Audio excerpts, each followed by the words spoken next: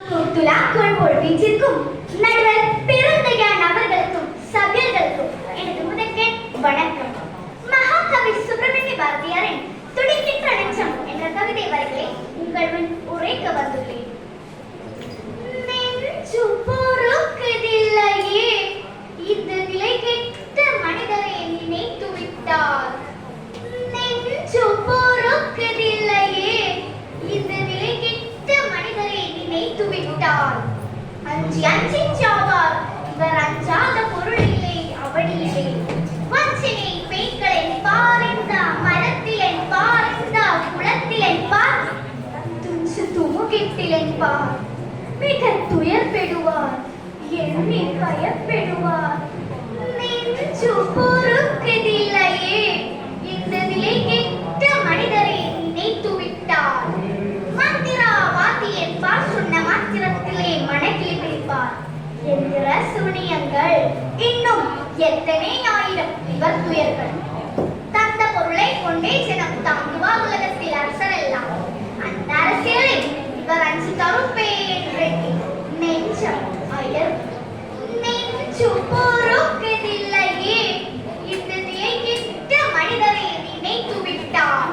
சிப்பாயை கண்டஞ்சு வாழும் சேவகன் அவர்கள் கண்டு மனம் பதிப்பார். துப்பாக்கி கொண்டொரு பகுதும் செல்வரக் கண்டு வீட்டில் ஒழிப்பார். எவனோ செல்வான், அவன் ஆடே கொண்டு பயத்தெழுந்து நிற்பார். எப்போதும் கை கெட்டுவான், இவர் யாரிடத்தும் பூனைகள் போல் ஏங்கி நடப்பார். நெஞ்சு பொறுக்குதில்லையே, இந்த நிலை கெட்ட மனிதரை நினைத்து விட்டார். நெஞ்சு பொறுக்குதில்லையே, இந்த நிலை கெட்ட மனிதரை நினைத்து விட்டார். கொஞ்சம் பிரிவினைகள் ஒரு கோடி என்றால் அது பெரிதாமோ? ஐந்து தலை பாம்பன் பாண்டம் பெண்ணாலும் தலை என்று மகன் சொல்லிவிட்டார். நெஞ்சு பிரித்திடுவார், பின்பு நெடுநாள் இருவரும் பகை தீருப்பார். நெஞ்சு பொறுக்குதில்லையே, இந்த நிலை கெட்ட மனிதரை நினைத்து விட்டார். சாத்திரங்கள் ஒன்றும் காணா போய் சாத்திர பேய்கள் சொல்லும் வார்த்தை நம்பியே. கோத்திரம் ஒன்றாயிருந்தாலும் ஒரு கொள்கையில் பிறந்தவனே குலே தகிழ்வார். தோத்திரங்கள் சொல்லி மென்தாந்தமை சூத்து செய் விசர்களை பணித்திடுவார். ஆத்திரம் கொண்ட இவன் சைவன், இவன் பக்தன் என்று பெரும் சீட்டிடுவார். நெஞ்சு பொறுக்குதில்லையே, இந்த நிலை கெட்ட மனிதரை நினைத்து விட்டார்.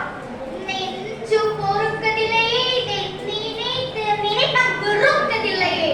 கஞ்சி குடிப்பதற்கினால் இவன் காரணங்கள் ஒன்றும் அறிவுள்ள பஞ்சமோ பஞ்சமின்றி இதன் பாரி தவித்து உயிர் துடி துடித்து துஞ்சி மடிகின்றாரே, இவர் துயர்களை தீர்க்க ஒரு வழி இல்லையே.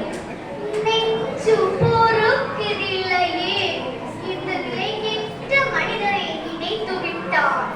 வெண்ணிலா நோயுடைய யாரிடம் எழுந்து நடப்பதற்கும் வலிமைதான். கண்ணிலா குழந்தைகள் போல் பிறர் காட்டிய வழி சென்று மாட்டிக்கொள்வார். நன்கே பெரும் தலைகள் 10 நாள் ஆயுத கூடி மயங்குகின்றார்.